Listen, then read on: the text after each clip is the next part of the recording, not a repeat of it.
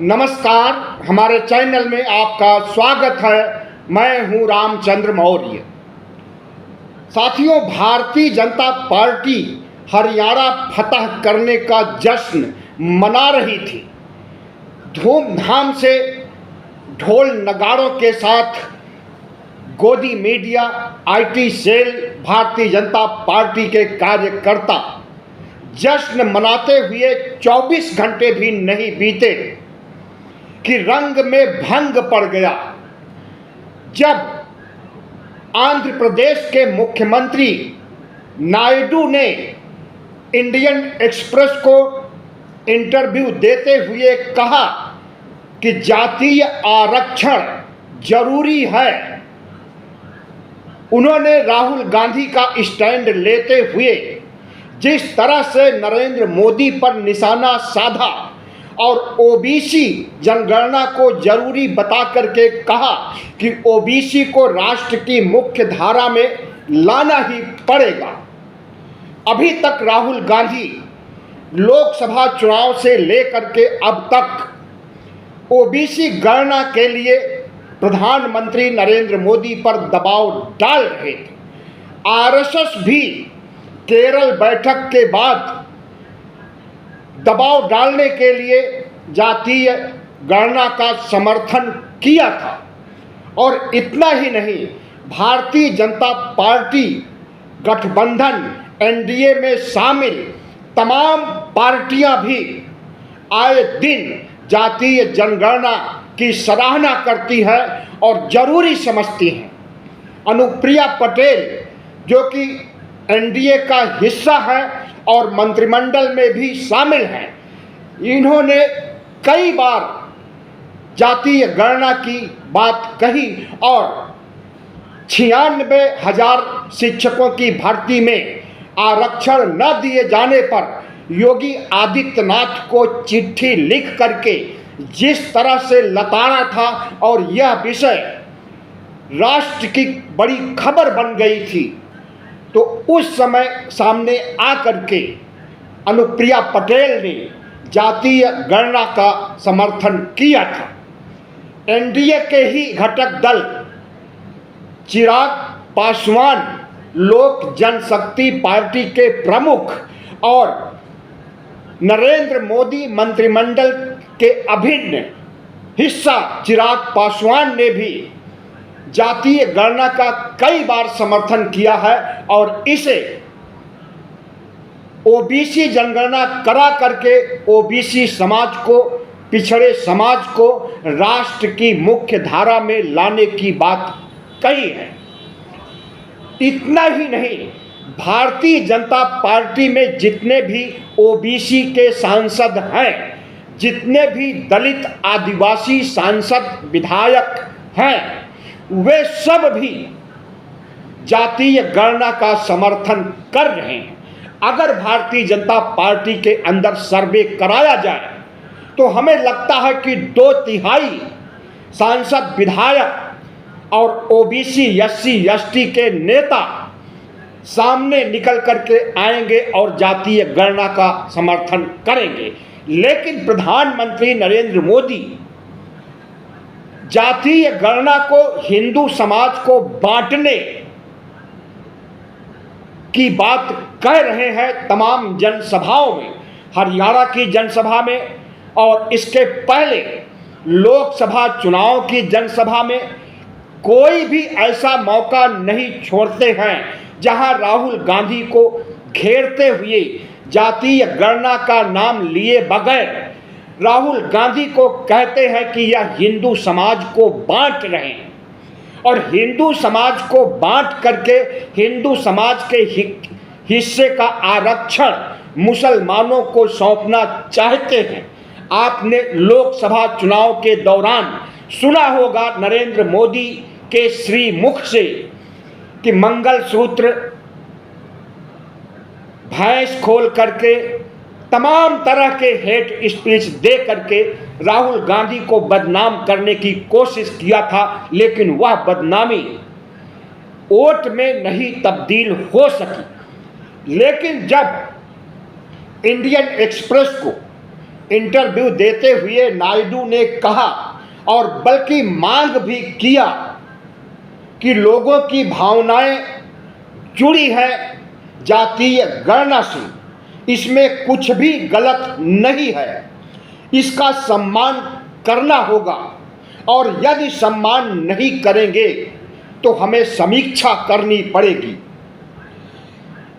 Indian express को दिए interview में उन्होंने कहा कि आर्थिक असमानताएं इस देश में सदियों से हैं और उन असमानताओं को दूर करने के लिए पिछड़ी जातियों की गणना होनी जरूरी है। गरीबी सबसे बड़ा मुद्दा है।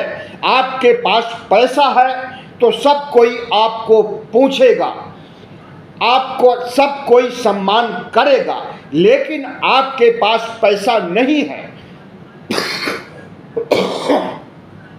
तो आपको कहीं भी सम्मान नहीं मिलेगा। और ओबीसी की बहुत सी जातियां, उनके पास जीने के लिए संसाधन और पैसा कुछ भी नहीं है, जीवन की मूलभूत सुविधाएं नहीं है, शिक्षा नहीं है, जहालत है, गरीबी है। तो इस तरह से नायडू ने प्रधानमंत्री नरेंद्र मोदी का नाम लिए बगैर जातीय गणना का समर्थन किया और उस मांग किया। अब प्रधानमंत्री नरेंद्र मोदी, हमें लगता है कि जातीय गणना के मामले में अकेले पड़ गए हैं, पार्टी के अंदर भी अकेले पड़ गए हैं और एनडीए गठबंधन के अंदर भी अकेले पड़ गए हैं। भारतीय जनता पार्टी आरएसएस के कोख से निकली हुई राजनीतिक पार्टी है। यूं भी कह सकते हैं कि आरएसएस का सियासी संगठन है और आरएसएस कभी नहीं चाहता है कि ओबीसी, एससी, एसटी को सवर्णों के बराबर लाया जाए, बल्कि वह यथा स्थिति लागू किए रहना चाहता है।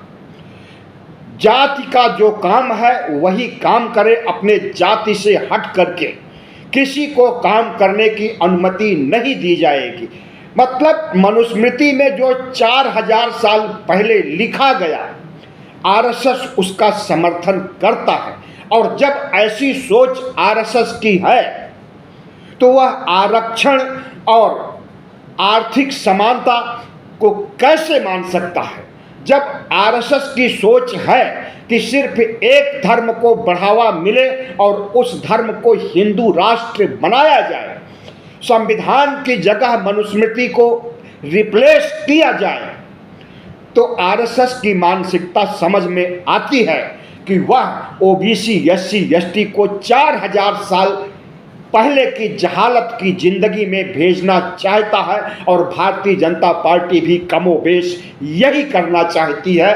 भारतीय जनता पार्टी के संस्कार और सोच आरएसएस से अलग नहीं है और भारतीय जनता पार्टी का संस्कार और सोच जो है वह प्रधानमंत्री नरेंद्र मोदी में कूट कूट करके भरा। इसीलिए नरेंद्र मोदी ओबीसी गणना से डर रहे हैं। अगर हम जनगणना करा देंगे, ओबीसी का सर्वे हो जाएगा आर्थिक सामाजिक आधार पर, तो 63% के आसपास पूरे देश में ओबीसी पाए जाएंगे और इन्हें जब जनगणना हो जाएगी, आंकड़े आ जाएंगे, तो इतना प्रतिशत आरक्षण देना होगा जिसे नरेंद्र मोदी नहीं देना चाहते हैं। उन्हें तो 27% आरक्षण देने में ही नानी याद आ रही है। आप लोक सेवा संघ, लोक सेवा आयोग से लेकर के राजकीय लोक सेवा आयोग तक जाकर के पता कर लीजिए, कहीं भी 27% आरक्षण पिछड़ों को नहीं मिला होगा। 1990 से जब से मंडल आयोग लागू हुआ है तब से अब तक 69,000 शिक्षकों की भर्ती का मामला जब सुप्रीम कोर्ट पहुंचा और सुप्रीम कोर्ट ने चाबुक चलाया योगी सरकार के ऊपर कि इन्हें आरक्षण क्यों नहीं दिया 27%। तो योगी सरकार ही नहीं बल्कि मोदी सरकार के रोंगटे खड़े हो गए और इन्हें लगा कि अब तो जब कोर्ट में मामला गया है तो आरक्षण देना ही पड़ेगा। नायडू आरक्षण के पक्ष में है, नीतीश कुमार तो बहुत पहले से इसके पक्ष में हैं। 2022 में इसी को लेकर के उन्होंने भारतीय जनता पार्टी से दूरी बना ली और एनडीए गठबंधन को छोड़ करके इंडिया गठबंधन को खड़ा किया था। और उसके बाद बिहार के मुख्यमंत्री रहते हुए इन्होंने ओबीसी जनगणना सोशियो इकोनॉमिक बेसिस पर कराया था और तब उभर करके सामने आता है कि बिहार में ओबीसी की जनसंख्या 63% है और इस 63% जनसंख्या को राष्ट्र की मुख्य धारा में लाने के लिए इन्होंने ओबीसी एससी एसटी के सबके आरक्षण को मिला करके 75% आरक्षण लागू किया बिहार सरकार में। लेकिन इसे भारतीय जनता पार्टी और उसके समर्थित संगठनों ने हाई कोर्ट में याचिका दायर किया, सुनवाई चली और नीतीश कुमार सरकार की हार हुई। अब यह मामला केंद्र में आया हुआ है और नीतीश कुमार चाहते हैं कि इसे 9वीं अनुसूची में डाल दिया जाए। संविधान की 9वीं अनुसूची में जो मामले डाल दिए जाते हैं उस पर हाई कोर्ट, सुप्रीम कोर्ट या कोई भी कोर्ट पर मुकदमा नहीं चलाया जा सकता है, लेकिन नरेंद्र मोदी 9वीं अनुसूची में भी नहीं डाल रहे हैं। तो जाहिर है कि नीतीश कुमार एक पलटू राम नेता के रूप में उनकी छवि है और जिस तरह से आज अखिलेश यादव ने नीतीश कुमार को उकसाया है सरकार गिराने के लिए, बैसाखियों वाली सरकार को गिराने के लिए, मामला कुछ इस तरह से सामने आया कि लखनऊ में अखिलेश यादव जयप्रकाश नारायण म्यूजियम में भव्य प्रतिमा बनवाए थे अपने शासन काल में जयप्रकाश नारायण की, और जब 2017 में उनकी हार हो जाती है, योगी आदित्यनाथ मुख्यमंत्री बन जाते हैं, तो 80% तक बन गया म्यूजियम, रोक दिया जाता है और आगे काम नहीं हो पाता है। उसके बाद जेपी का आज जयंती है 11 अक्टूबर। हर साल 11 अक्टूबर को श्रद्धा सुमन चढ़ाने के लिए, फूल माला अर्पण करने के लिए Akhilesh Yadav JP museum campus में जाते हैं।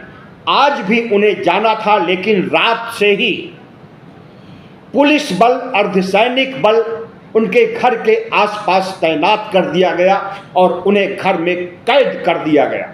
मजबूरन उन्हें अपने घर से जेपी की प्रतिमा मंगानी पड़ी और अपने घर के सामने उन्होंने श्रद्धा सुमन अर्पित किया। इसी समय भाषण देते हुए अखिलेश ने नीतीश को चेताया कि जिस सरकार को आप समर्थन दे रहे हो यह समाजवाद के विरोधी हैं, जेपी के विरोधी हैं। जयप्रकाश नारायण जिन्होंने समग्र क्रांति किया था और जनता पार्टी की रचना करके, जनता पार्टी का निर्माण करके 1977 में इंदिरा गांधी को हराने का काम किया था, उन्हें भारत रत्न भी मिल चुका है और उन्हें सम्मान देने का काम सिर्फ अखिलेश यादव का ही नहीं है, नरेंद्र मोदी का भी काम है, राष्ट्रपति का भी काम है और तमाम मुख्यमंत्रियों का भी काम है। लेकिन समाजवादी थे, इसलिए नरेंद्र मोदी राष्ट्रपति या तमाम मुख्यमंत्री, डबल इंजन के मुख्यमंत्री उन्हें सम्मान नहीं दे सकते। अगर वही सावरकर होते तो सारे के सारा सम्मान उन्हें ही दे दिया जाता और भारत रत्न तो दिया ही जाता। अखिलेश यादव ने जिस तरह से नीतीश कुमार को हिदायत दिया कि ऐसी सरकार को जिसका समाजवाद में, जिसका आरक्षण में भरोसा नहीं है, जो देश विरोधी गतिविधियों में, देश को बेचने में संलग्न है, जो हिंदू मुस्लिम ध्रुवीकरण करके समाज को बांटने का काम करती है, उसका साथ कब तक दोगे? और जयप्रकाश नारायण के अपमान का बदला लेने के लिए आपको सोचना पड़ेगा कि बैसाखियों की सरकार को गिरा दीजिए। हालांकि नीतीश कुमार का तो बयान नहीं आया, लेकिन उनकी पार्टी के प्रवक्ताओं का बयान जरूर आया है, जो अखिलेश यादव को ही घेर रहे हैं। लेकिन इतना बता दें कि अरसे से नीतीश कुमार और प्रधानमंत्री नरेंद्र मोदी और शाह में बातचीत ठप है, कम्युनिकेशन बंद है। इसकी तमाम वजह हो सकती है और आए दिन जनता दल यू और भारतीय जनता पार्टी के नेताओं के बीच घमासान भी देखने को आता है। यहाँ तक बात कही जा रही है कि जनता दल यू को तोड़ करके भारतीय जनता पार्टी में सांसदों, विधायकों को शामिल करने का जो इनका इरादा 2022 में था, वह इरादा अब भी है और जनता दल यू के 16 सांसदों को तोड़ करके नीतीश कुमार को पंगु बनाने की सोच अब भी है और इसके लिए प्रयास भी होते रहते हैं। ऐसे में नीतीश कुमार और नायडू अगर जातीय गणना को लेकर के सीरियस हो गए हैं और नायडू ने इंडियन एक्सप्रेस को इंटरव्यू देते हुए अपनी मंशा जाहिर कर दी है, तो क्या अब प्रधानमंत्री राहुल गांधी के बहाने जातीय गणना से इनकार करेंगे और जातीय गणना को बदनाम करने के लिए, हिंदुओं का बंटवारा करने के लिए राहुल गांधी के बारे में नरेंद्र मोदी ने कहा कि राहुल गांधी बांटो और राज करो की नीति अपना रहे हैं। जो नीति अंग्रेजों ने अपनाई थी, वही देश विरोधी नीतियां राहुल गांधी अपना रहे हैं और हिंदू समाज को खंड खंड में बांट देना चाहते हैं। और दूसरी तरफ योगी आदित्यनाथ भी कहते हैं, बटोगे तो कटोगे। जहरीली भाषा तो उनकी है ही, इसके लिए तो उन्हें जाना ही जाता है। लेकिन नरेंद्र मोदी भी कम नहीं है योगी आदित्यनाथ से। इन्होंने भी अपने कई भाषणों में कहा है कि बटोगे तो वो जश्न मनाएंगे, बटोगे तो वह राज करेंगे और बांटेंगे और हिंदुओं की प्रॉपर्टी मुसलमानों को दे देंगे, घुसपैठियों को दे देंगे, ज़्यादा बच्चा पैदा करने वालों को दे देंगे। लेकिन हमें लगता है कि नरेंद्र मोदी के हेट स्पीच में और बांटो और राज करो कह करके राहुल गांधी को घेरने का जो प्रयास कर रहे हैं, यह बहुत ही घटिया और आपत्तिजनक बयान है। नरेंद्र मोदी, हम समझते हैं कि आसमान पर थूक रहे हैं जातीय गणना को, हिंदू समाज को बांटने की बात कह करके। राहुल गांधी ने जो मुद्दा उठाया है, इस मुद्दे पर वह अडिग हैं और कितना भी हेट स्पीच दीजिए, कितना भी राहुल को काट डालने, मार डालने, जमीन के अंदर दफन कर देने की बात अपने नेताओं से कहलाइए, उनकी जीभ काटने पर 11 लाख रुपए देने की बात अपने नेताओं से कहलवाइए, लेकिन राहुल रुकेगा नहीं। राहुल ने जो ठान लिया है, और जो मांग कर रहा है उसे आपको मानना ही पड़ेगा।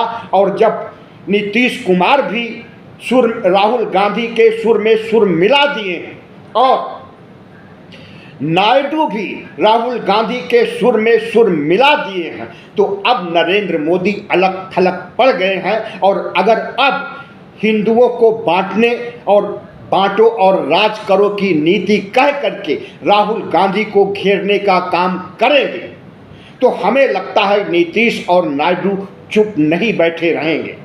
उन्होंने जिस तरह से, जितनी गंभीरता और संजीदगी के साथ ओबीसी जनगणना के प्रश्न को उठाया है, उससे यही लगता है कि नरेंद्र मोदी अब राहुल गांधी को नहीं घेर सकेंगे। नेता विपक्ष राहुल गांधी को ओबीसी आरक्षण, ओबीसी हक अधिकार, ओबीसी गणना के आधार पर राहुल गांधी को गलत नहीं साबित कर सकेंगे। और अगर ऐसा करेंगे तो नीतीश और नायडू बैठे हुए हैं जो दो बैसाखियों के साथ, अगर दोनों बैसाखियों को हटा लेंगे तो निश्चित ही नरेंद्र मोदी की सरकार धड़ाम से गिर जाएगी और उसी दिशा में सियासत जा भी रही है। तो प्रधानमंत्री नरेंद्र मोदी जो अपने को बहुत बड़ा प्रवक्ता समझते हैं, विश्व में डंका बजाने की बात करते हैं और ईश्वर से बड़ा अपने को साबित करने, नॉन बायोलॉजिकल साबित करके दबाव बनाने की कोशिश करते हैं, अब उनकी यह कोशिश काम नहीं आएगी। उनके ईश्वरीय स्वरूप को लेकर के आरएसएस भी नाराज है, भारतीय जनता पार्टी के नेता भी नाराज हैं और विपक्ष तो नाराज है ही। जिस तरह से साधु संतों से लेकर शंकराचार्यों तक ने नरेंद्र मोदी के ईश्वर बनने पर आपत्ति जाहिर की है, सनातनी हिंदुओं ने आपत्ति जाहिर की है, उससे नरेंद्र मोदी की भद पिट रही है। और आरएसएस ने तो खुल करके जंग शुरू कर दिया है और भारतीय जनता पार्टी पर कब्जा करके नरेंद्र मोदी और शाह को गुजरात का रास्ता दिखाने का मन बना लिया है। अब देखिए, नीतीश कुमार और नायडू के हाथ में मोदी सरकार की चाबी है और जब नीतीश कुमार और नायडू ओबीसी गणना के प्रश्न को इतना बड़ा बना रहे हैं और प्रधानमंत्री नरेंद्र मोदी को बिना नाम लिए घेर रहे हैं, तो इसके निहितार्थ क्या होंगे, इसके परिणाम क्या होंगे, पता चल जाएगा। जिस दिन 9 जून को बैसाखी सरकार बनी थी, उसी दिन से इसके गिरने की आहट आ रही है। और जिस तरह से बार्गेनिंग करके नीतीश और नायडू ने नरेंद्र मोदी को रुपए उगाहने और विशेष राज्य का दर्जा आंध्रा और बिहार को देने की बातें कही थी, वह सब शर्तें नहीं मानी गई हैं। और दूसरी तरफ अगर ओबीसी गणना को लेकर के नीतीश और नायडू एकजुट होकर के जिस दिन चाहेंगे उसी दिन सरकार को गिरा देंगे और उसी दिशा में कदम आगे बढ़ रहे हैं। बहुत बहुत धन्यवाद। हमारे चैनल को सब्सक्राइब कीजिएगा, लाइक कीजिएगा और शेयर कीजिएगा।